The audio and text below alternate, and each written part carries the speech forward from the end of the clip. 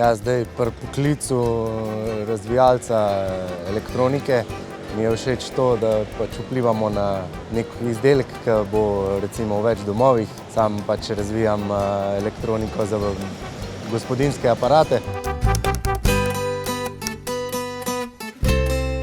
Ja, zdaj na začetku, mogoče ena zanimivost, sem se vpisal na ekonomsko gimnazijo.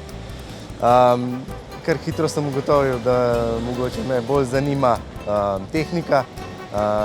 Prestavil sem se na naravoslovno gimnazijo, pol pa kar nekako je sledila pot na elektrofakulteto.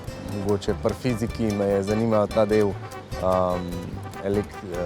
elektronike, tako da v tej smeri sem nadaljeval.